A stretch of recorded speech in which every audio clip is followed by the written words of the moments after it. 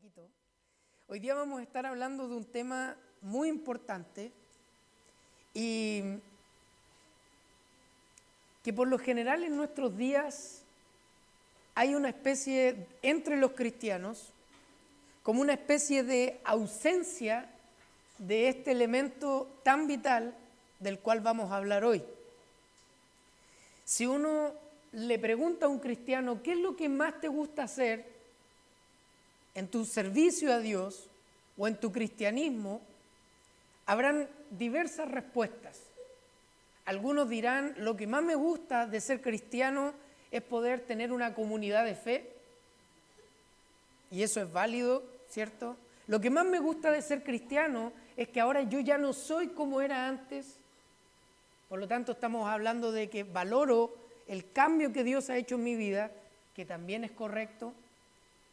O pudiera ser, lo que más disfruto de ser cristiano es servir al Señor, servir a la iglesia, predicar la palabra, adquirir conocimiento para luego enseñarlo, servir poniendo las sillas, arreglando todo lo necesario para que tengamos un buen culto. Y todas esas cosas, hermanos, son cosas maravillosas. ¿Amén? Todas esas razones son razones válidas, pero quizás muy pocas veces vamos a escuchar a un cristiano que al preguntarle qué es lo que más disfruta de su relación o de su cristianismo, vaya a ser en primer lugar la oración. De hecho, si ustedes hacen esa pregunta hacia ustedes mismos y son honestos, y no responden desde la formalidad y de la religiosidad, probablemente la oración no era una de las 2 o 3 cosas que brotaron espontáneamente de su corazón.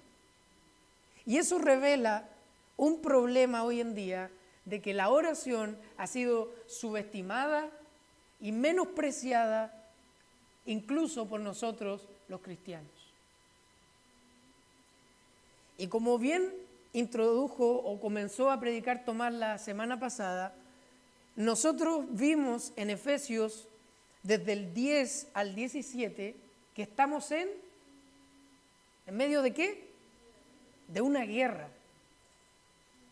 Probablemente tú no te asustes porque al ver esta realidad con tus ojos naturales es difícil que logres percibir que estamos en guerra. Y se habla, por otro lado, o muy poco de esta guerra espiritual, o muy mal sobre esta guerra espiritual. Una visión distorsionada de lo que la Escritura enseña que es la verdadera guerra en la que estamos. Y ya Tomás advirtió que nosotros como cristianos luchamos con 3 enemigos especialmente. Contra Satanás y las huestes espirituales del maligno, el mundo que está bajo el dominio de Satanás, y por otro lado, y tal vez el más cercano y el más profundo, nuestro propio pecado. Y si tú eres cristiano, sabrás que esta es una realidad innegable. Por lo tanto, hermanos, les quiero volver a repetir lo que Tomás ya enseñó la semana pasada. Estamos en medio de una guerra. Y en la misericordia de Dios y en la sabiduría de Dios, Él nos ha dado armadura, Él nos ha dado herramientas específicas para batallar en esta guerra. Y Tomás mencionó varias de ellas la semana pasada. Por lo tanto, la idea central que quiero dejar en tu corazón en esta tarde es que tu vida de oración es clave en la guerra espiritual. Tu vida de oración es clave en la guerra espiritual.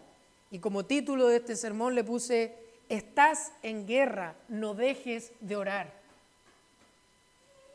Estás en guerra, no dejes de orar. Y lo vamos a ver en 2 principales encabezados, el primero más largo que el segundo. Y en primer lugar, vamos a ver la exhortación que Pablo hace a los oyentes o a los lectores de Efesios y que es la exhortación que yo ruego que el Señor marque hoy en nuestro corazón. Esa exhortación la encontramos en el versículo 18. Dice, con toda oración y súplica, y aquí viene la exhortación, oren en todo tiempo en el Espíritu. Y así dice, velen con toda perseverancia y súplica por todos los santos. Entonces, el primer encabezado es, ora en el Espíritu. Ora en el Espíritu. Es lo que Pablo está diciendo a los creyentes de Efesios. Y este primer encabezado tiene 4 puntos. El primer punto es, ¿qué significa o cuál es la exhortación que Pablo nos está dando? ¿Y qué significa orar en el Espíritu? Y ese es el primer punto del primer encabezado. Hermanos, la vida de oración del cristiano es clave en la guerra espiritual. No era y no es una opción tener una vida de oración. No es una preferencia o una cosa bonita simplemente que el cristiano debe hacer, sino que es indispensable para vivir tu cristianismo en medio de esta vida y en medio de la guerra espiritual que se está desatando en este momento. Les tengo una noticia y quizás a algunos los puede asustar y a otros no les va a significar nada, pero Satanás es 2000 años más viejo que hace 2000 años atrás.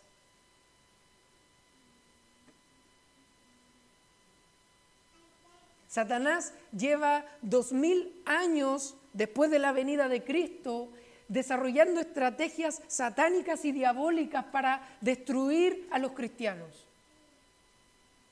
y para impedir que el Evangelio siga propagándose en este mundo y otros vengan a Cristo. En total, terrenalmente hablando, Satanás lleva 6000 años engañando a la gente y distorsionando la palabra de Dios. Por otro lado, nuestro corazón, tu corazón y mi corazón, es lo suficientemente engañoso para hacernos creer que la oración en realidad no es tan importante como la Biblia dice que es. Satanás es un estratega malvado y tu corazón es un engañoso malvado que te puede llevar a pensar que la oración no es tan importante como realmente es. Y con esas 2 cosas en mente, la exhortación entonces es, hermanos de la Iglesia Bíblica Cristo Admirable, amigos que nos visitan, si tú eres cristiano, estás en medio de un conflicto espiritual y debes estar orando con toda oración y súplica en el Espíritu. Y esa es la exhortación de hoy. Hermanos, no dejemos de orar en todo tiempo, con toda súplica en el Espíritu. Y tú probablemente te estarás preguntando, entonces, ¿qué significa orar en el Espíritu? Muchos de nosotros tenemos trasfondos carismáticos y pentecostales en donde traemos una idea, en el mejor de los casos, de qué significa orar en el Espíritu. Y si yo les pidiera, y no lo voy a hacer, que se levanten y comiencen a orar en el Espíritu, seguramente veríamos un extraño fenómeno, y quizás no en esta iglesia. Pero si nos vamos a otra iglesia y pedimos que se ore en el Espíritu, seguramente vamos a escuchar muchas oraciones que no vamos a entender, porque es una concepción que se tiene de lo que significa orar en el Espíritu. Sin embargo, si nosotros nos aferramos al concepto que Pablo tiene en su mente al hablar de una oración en el Espíritu y tomamos todos los textos en los que Pablo habla de el Espíritu, o orar en el Espíritu, o una vida en el Espíritu, llegamos a la siguiente conclusión. Y yo le ruego que me preste mucha atención en esto. Cuando Pablo, en sus cartas, y en esta específicamente, habla de una oración en el Espíritu, se refiere, y podemos decir que orar en el Espíritu es aquella oración guiada, asistida e impulsada por el Espíritu Santo.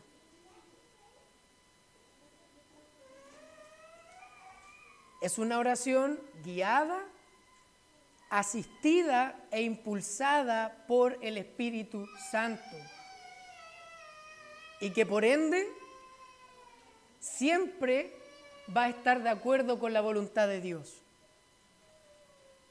¿Me siguen?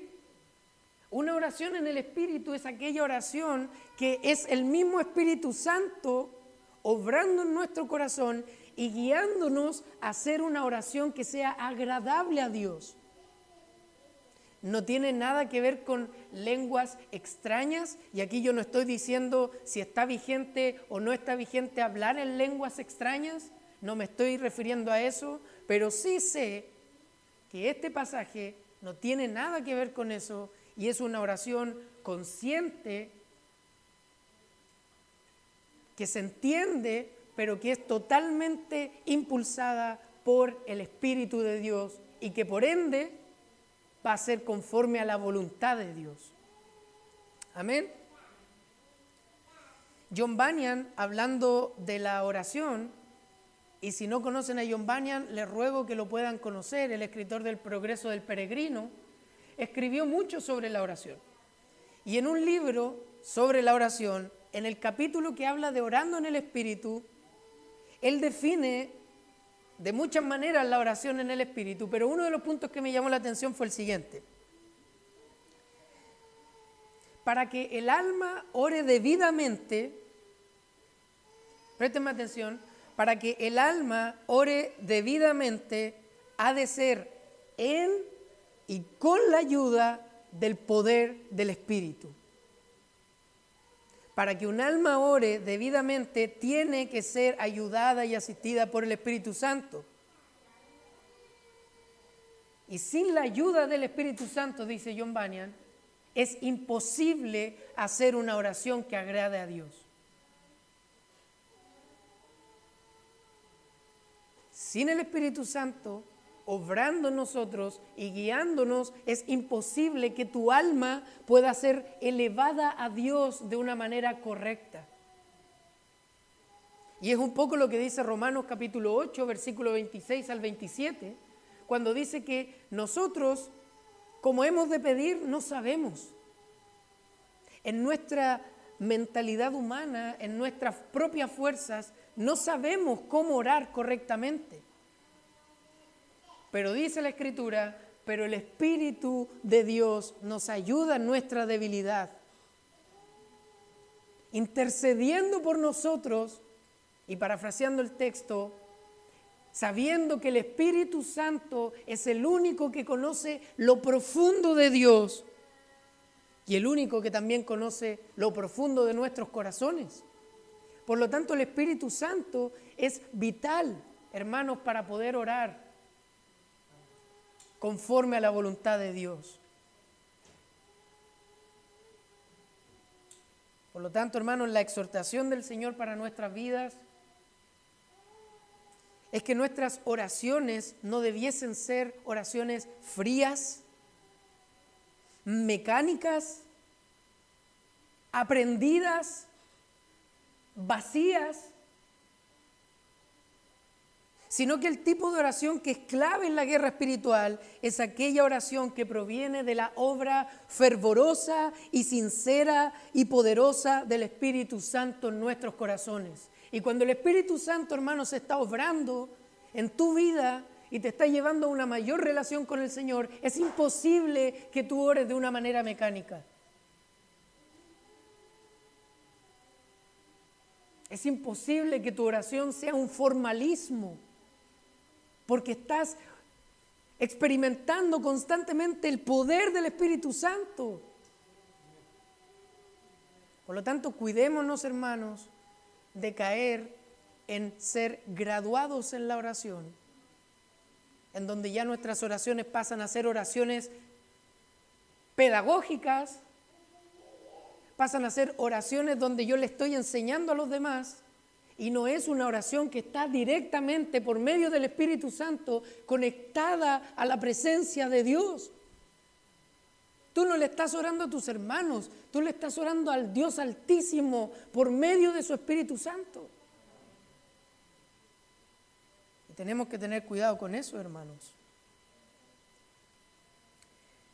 El segundo punto del primer encabezado es ¿cuándo orar? ¿Cuándo debemos orar? Dice la Escritura. Y el versículo 18, todavía estamos ahí, dice, oren en todo tiempo en el Espíritu. Si tú le preguntaras a un soldado que está en el campo de batalla y está ahí en primera línea de batalla, ¿tú todo el tiempo tienes que estar preparado para la guerra? ¿Tú todo el tiempo tienes que estar en una actitud de guerra? O es más, si este soldado está en primera línea de la batalla, tú le podrías preguntar, ¿es necesario que estés todo el tiempo con el casco y con la vestidura para la guerra? Y evidentemente sería una pregunta absurda, ingenua, por decirlo bonito. Pero temo, hermanos, que si nos preguntaran a nosotros eso con respecto a la oración, nuestra respuesta pudiera ser distinta a la de este soldado que está en la primera fila de la guerra.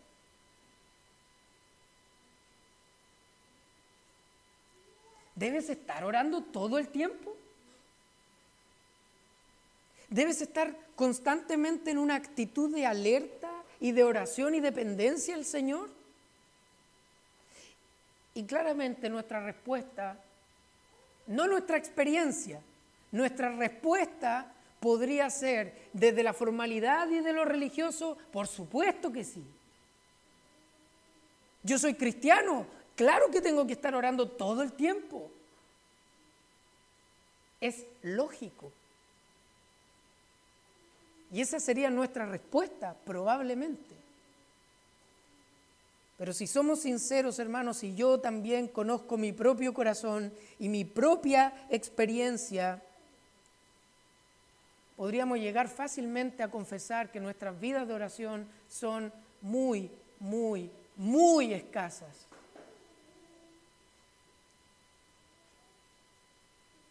Y si hay alguno de aquí que está diciendo, en realidad, yo estoy bien en esto, igual le pido que preste atención porque seguramente o hay algún engaño o realmente estás en un momento espiritual maravilloso y Dios es digno de la gloria por eso.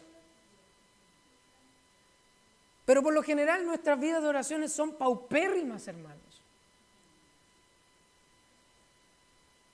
Cuando nos comparamos con santos, hombres y mujeres de Dios, no solamente de la Biblia, sino también a lo largo de la historia del cristianismo, y comenzamos a comparar las vidas de oración que ellos tenían con nuestra vida de oración, claramente seremos ultra, mega humillados. Y alguno podría decir, pero es que ese era otro tiempo. Pero es que a lo mejor ellos tenían más libertad. Hermanos, los puritanos por lo bajo tenían 6 o 8 hijos cada familia.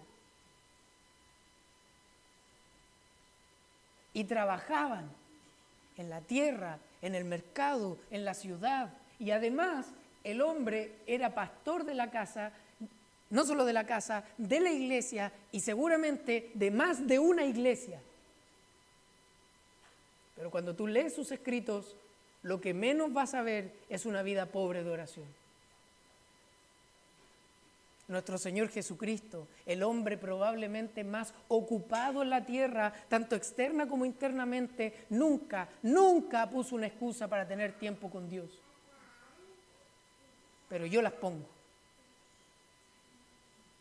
Y más de lo que quisiera. Y me excuso en cosas tan banales, tan insignificantes. Pero yo soy un hombre de oración. Mi esposa sabe si yo soy un hombre de oración o no. Y a veces ella también me tiene que alentar a que yo crezca en mi vida de oración. Porque la realidad, hermanos, es que la oración es una de las áreas del cristiano probablemente menos deleitosa y menos agradable para el cristiano. Y eso no debería ser así.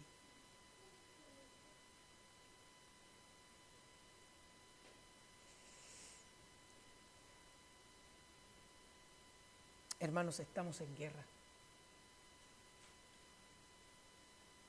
Y nuestra guerra no es contra sangre, carne, no es contra mi hermano, mucho menos contra mi hermano, no es contra los no creyentes.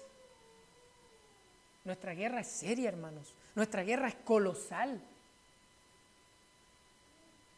Por lo tanto, hermanos, el ánimo de la palabra del Señor en este día es: con la ayuda de su Santo Espíritu, iglesia amada, no dejemos de orar.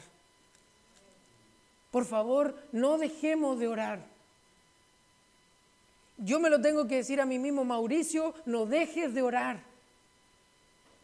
Porque si tú quieres ver victorias en medio de esta batalla, tanto sobre Satanás, sobre tu propio pecado y sobre las pruebas y tentaciones de la vida, si tú no estás orando, no verás victoria. No verás victoria. Y yo no estoy hablando de esta vida victoriosa que no tiene problemas, que no tiene dificultades, que todo es próspero. Yo estoy hablando de victorias contra tu pecado, contra tu maldad, contra las acechanzas diabólicas y divisoras de Satanás. Pero si estás esperando, hermano, el momento perfecto para poder orar, si tú en tu mente dices: hermano, tú supieras lo ocupada que es mi vida. Yo estoy esperando ese momento en donde los niños están durmiendo, en donde hay absoluto silencio y control total en mi hogar para yo poder tener un tiempo de oración.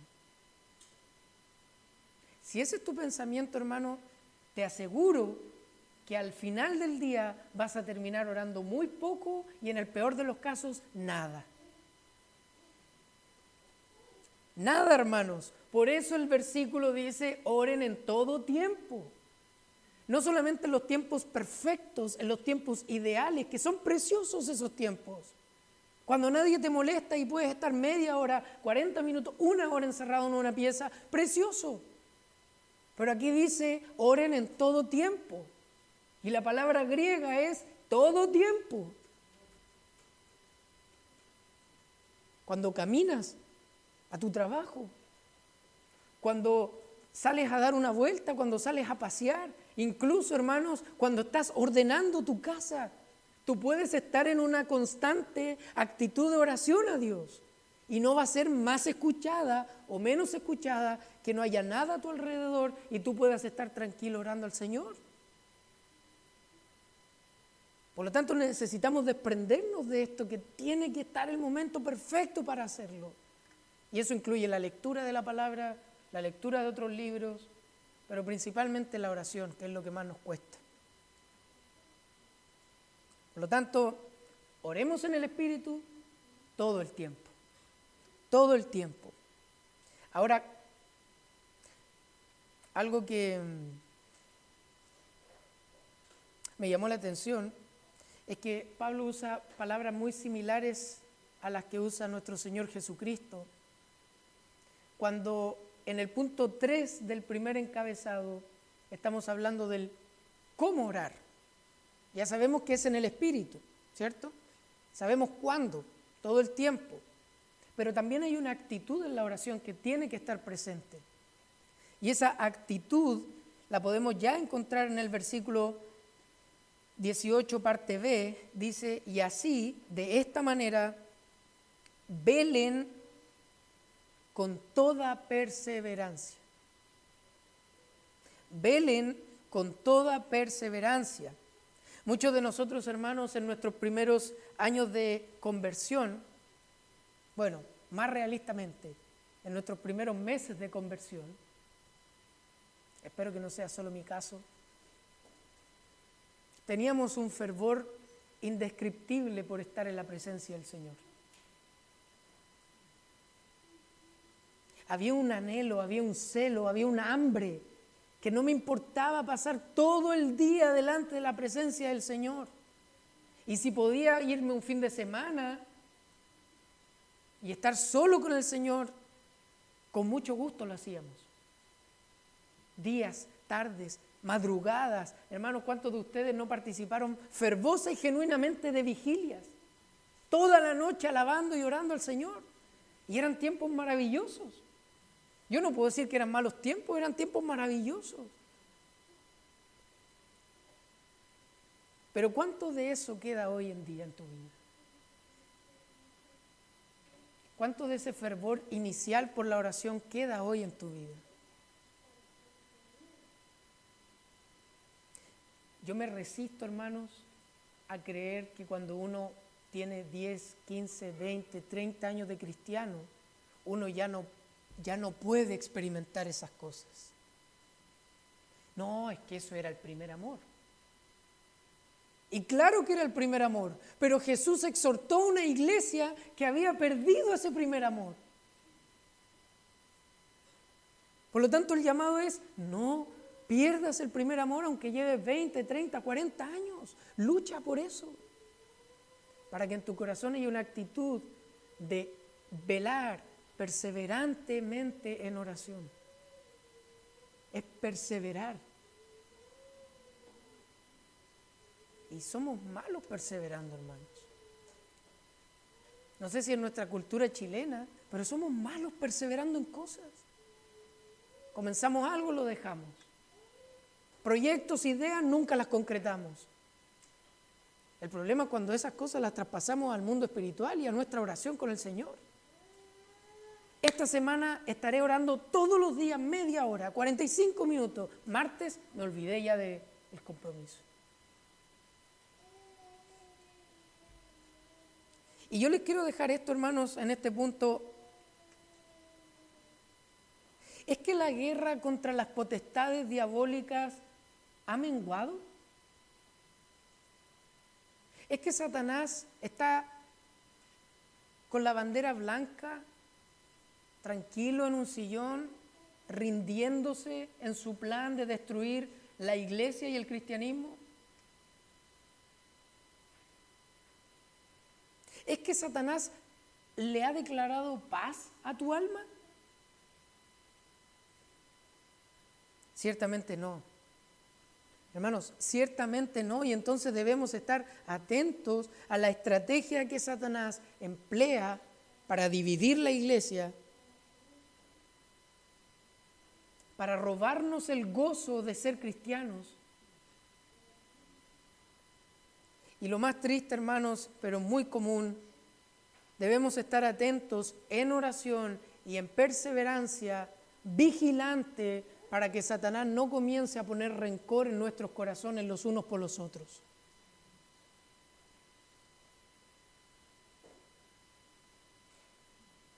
El hermano José decía: vamos a tener problemas, vamos a fallarnos. Pero si tú le abres una puerta al rencor en tu corazón hacia un hermano, tú has dejado que Satanás conquiste esa parte de tu corazón. Por lo tanto, la solución es: oren en todo tiempo y estén atentos a las estrategias de Satanás. No sean ingenuos. Yo no debo ser ingenuo a que tenemos un enemigo que anda como león rugiente buscando qué iglesia devorar. Si no estamos orando, si no estamos velando, muy probablemente estaremos colaborando con la obra satánica. Jesús le dijo a sus discípulos en Mateo 26: velen y oren para que no entren en tentación. El espíritu a la verdad está dispuesto, pero nuestra carne es débil. Y la palabra original es más fuerte, dice inútil. Inútil. Cualquier esfuerzo carnal para tener una vida espiritual es inútil.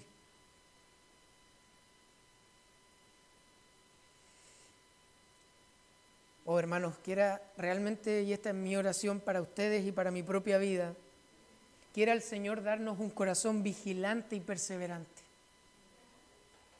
Quiera el Señor, hermanos, enviar un avivamiento de oración a nuestras vidas. Quiera el Señor, hermanos, poner un anhelo en nuestro corazón más grande que el anhelo que tenemos de hacer actividades. Tener un mayor y más profundo conocimiento. Quiera el Señor darnos un anhelo por pasar tiempo deleitoso en la presencia de Dios más que cualquier otra cosa en esta vida.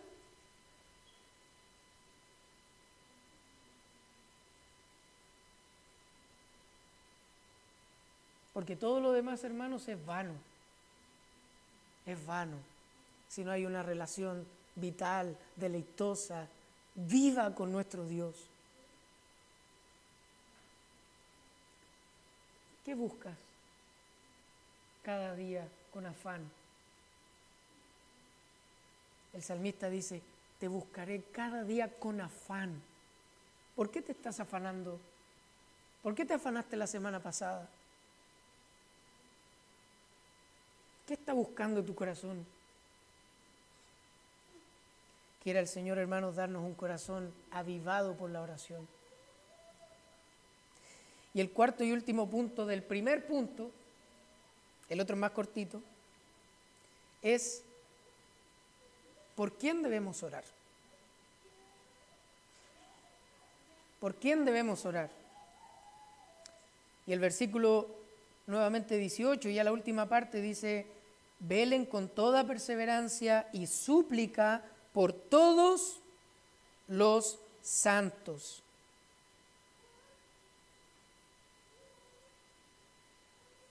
Hasta aquí hemos visto, hermanos, que la oración es clave para la guerra espiritual, ¿verdad? Es clave, es indispensable. Hemos visto qué es orar en el Espíritu, cuándo debemos orar y cómo. Y en este último punto, el apóstol Pablo le recuerda a sus lectores que en esta guerra espiritual no estamos solos. ¿Amén?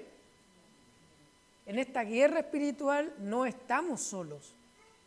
Y si estamos solos, entonces yo anhelo que hoy el Señor ponga en tu corazón la necesidad de no estar solo. ¿Por qué? Porque además de tener al Señor Jesucristo, que eso ya es suficiente y glorioso, y no solamente tenemos al Señor Jesucristo, sino que como vimos en Efesios anteriormente, tenemos a nuestra disposición el poder del Espíritu Santo que levantó a Cristo de los muertos, y eso ya es más glorioso o igual de glorioso. Pero no solamente tenemos eso, sino que también estamos acompañados por otros creyentes en esta batalla. Creyentes que son necesarios para tu vida. Tú eres necesario para otros creyentes. Y si no entendemos esta necesidad mutua, que eres necesario y que eres un necesitado, entonces nunca vas a poder entender tu lugar dentro del cuerpo de Cristo. Porque para eso fuiste creado. Para eso Dios te incorporó en una iglesia local, para batallar con otros tu fe. Para cantar victoria o llorar por las derrotas con otros hermanos en la fe.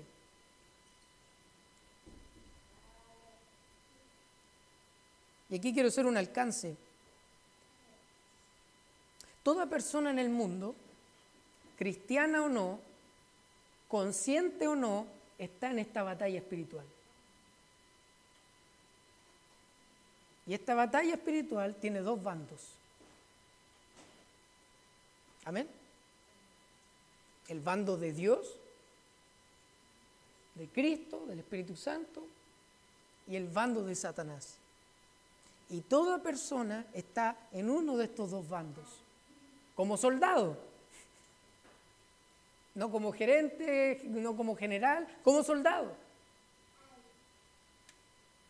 Si tú eres hijo de Dios, estás en el lado de Dios. Si tú has sido convertido por el Señor, si tú tienes una relación vital con Cristo, estás del lado del Señor. Amén. Pero si tú estás sin Cristo, si tú no tienes una relación vital y amorosa con Cristo y no has sido regenerado, no te has arrepentido de tus pecados y no has confiado en Cristo como tu única salvación, estás en el lado de Satanás. Jesús dijo que hay dos tipos de hijos: hijos de Dios o hijos del diablo. Por lo tanto, si tú estás siendo convencido de que probablemente no estás en el lado de Dios, yo te quiero llamar hoy al arrepentimiento y a la fe en Jesucristo. Que hoy examines tu vida para decir realmente en qué bando estás.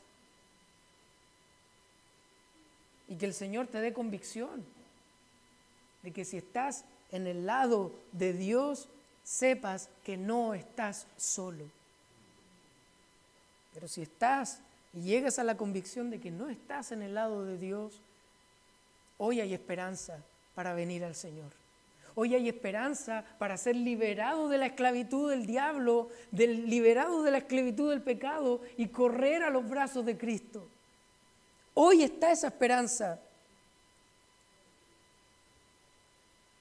Por lo tanto, hermanos, por favor, cuando vamos a orar en nuestros tiempos devocionales, personales, familiares, como iglesia, no dejemos de orar los unos por los otros. No dejemos de incluir a nuestra iglesia local en nuestras oraciones y ojalá, hermanos, todos los días. Quizás el día lunes vas a orar por estos hermanos, el martes por otros y el miércoles y así sucesivamente, pero no dejes a nadie afuera de tu oración. No somos tantos, hermanos, para dejarnos afuera en la oración.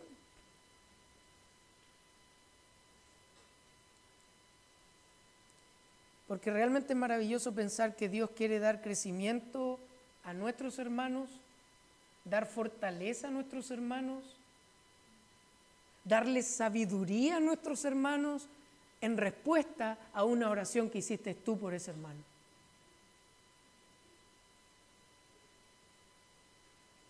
¿Te das cuenta lo maravilloso que puede ser que Dios esté obrando en la vida de tus otros hermanos en respuesta a tus oraciones por esos hermanos? Precioso, hermoso, incomprensible si se quiere, pero es así. Es así.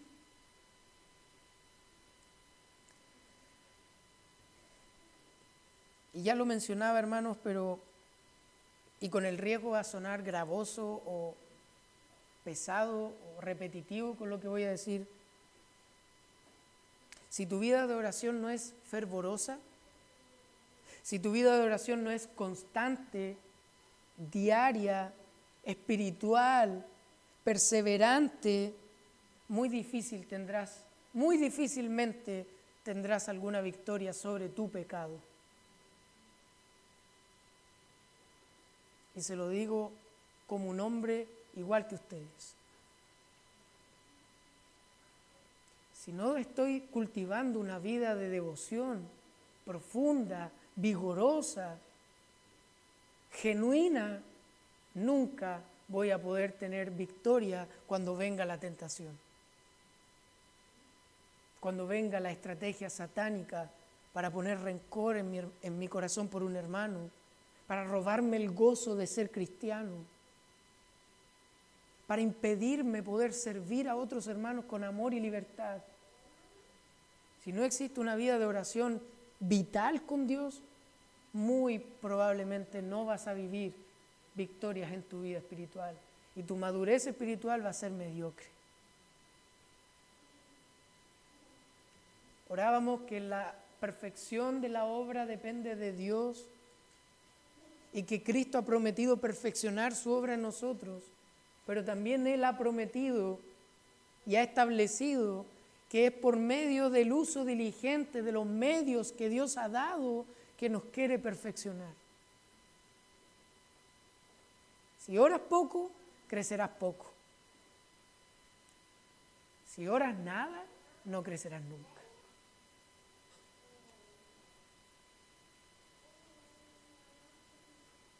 Por razón del tiempo, hermanos, hay mucho que quizás voy a tener que dejar afuera, pero pasando al segundo encabezado, que es más corto, más breve, el apóstol Pablo en el versículo 19 y 20 dice: oren también por mí, para que me sea dada palabra al abrir mi boca, a fin de conocer sin temor el misterio del Evangelio, a fin de dar a conocer sin temor el misterio del Evangelio, por el cual soy un embajador en cadenas, que al proclamarlo hable sin temor como debo hablar.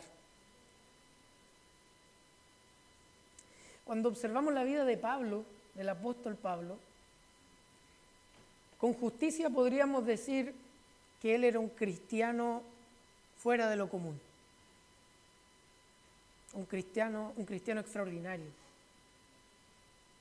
Con razón podríamos decir que probablemente fue el misionero más fructífero del primer siglo y de muchos otros siglos, por el alcance que tuvo lo que él hizo junto a sus colaboradores en Cristo. Escribió 13 de las 27 cartas del Nuevo Testamento. Sin embargo, hay algo aquí que me llama la atención, que siendo el gran apóstol Pablo, reconocía su propia necesidad de la gracia de Dios y su propia necesidad de que otros estuvieran orando por él. ¡Qué hermoso! El apóstol Pablo reconociendo: necesito que ustedes oren por mí. Necesito que oren para que Dios me dé valentía. Necesito que oren por mí para que Dios me dé poder para anunciar el Evangelio. Y es interesante, hermano, porque Pablo en este momento está preso. Está encarcelado. Y él podría decir: hermanos, oren por mí para ser libre de esta cárcel. Hermanos, oren por mí para poder disfrutar de mi cristianismo con libertad. Y Pablo dice: hermanos, no oren por eso, oren para que en medio de esta guerra que yo estoy viviendo, de esta prueba que estoy viviendo por causa de Cristo, pueda predicar el Evangelio con poder y con valentía. ¡Wow! ¿Cuánto nos enseña eso, hermanos? En medio de nuestras cárceles, en medio de nuestros barrotes de plástico. Oren por mí, dijo Pablo. En segundo lugar, Pablo ora y pide que oren por él para que anuncie el Evangelio con poder. Y es interesante, y con esto ya vamos a tratar de terminar, es interesante notar que Pablo está hablando de la guerra espiritual, está hablando de que un cristiano tiene que tomar toda la armadura de Dios, termina hablando de la oración, pero toda esta sección que inició Tomás termina con ¿qué? Necesito poder para anunciar el Evangelio. ¿Por qué? Y yo trataba de descubrir en el texto por qué. Y hermanos, porque en medio de la batalla contra nuestros pecados, contra Satanás, contra el mundo, el avance y la proclamación del Evangelio es una total y radical victoria del reino de Dios. No sé si están conmigo. En medio de esta lucha garrafal que estamos teniendo, la proclamación del Evangelio y el avance del Evangelio es un triunfo total y radical del reino de Dios.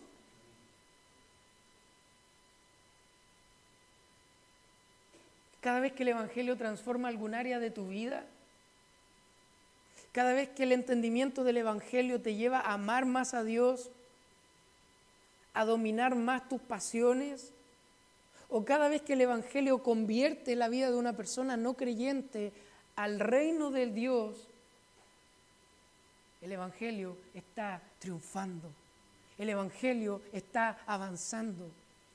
sonidos de trompetas en el cielo, porque el Evangelio está triunfando. Y les tengo una buena noticia, hermanos, el Evangelio siempre va a triunfar. Siempre, hermanos.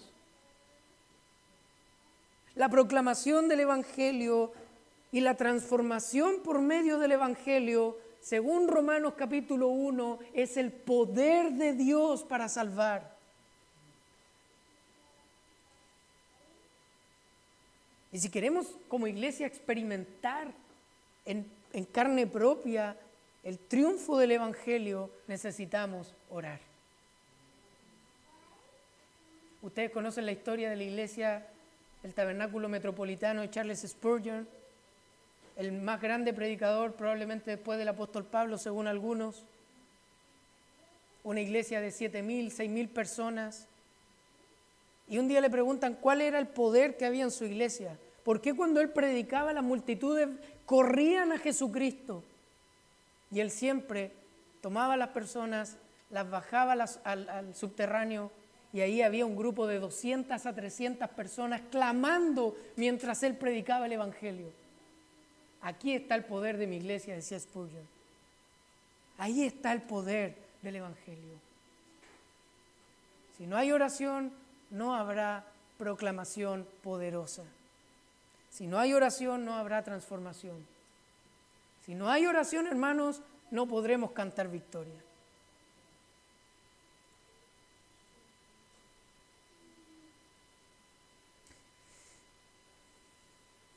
¿Quieren que les dé una buena noticia?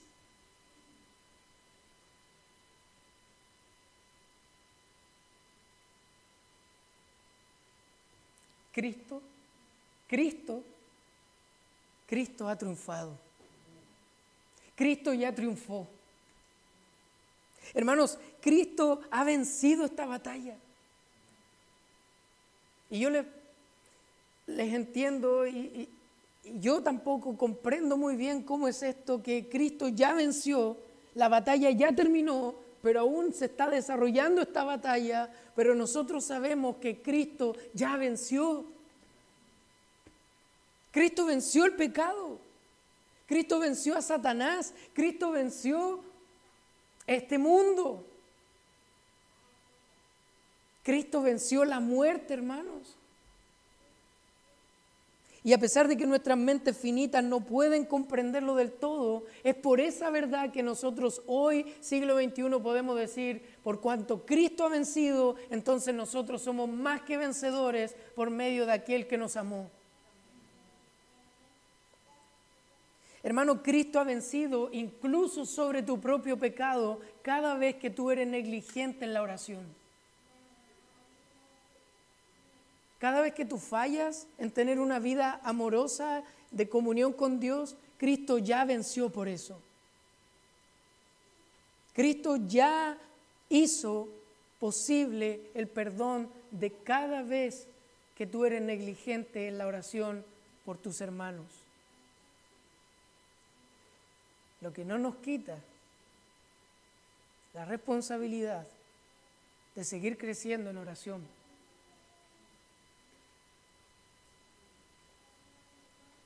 Por lo tanto, hermanos, es esta verdad la que debe estimularnos a ser vigilantes, a orar constantemente, a buscar tener una comunión más profunda con el Señor. Y es esta comprensión del Evangelio la que nos debe llevar a clamar para que el Evangelio de Cristo siga avanzando en Concepción.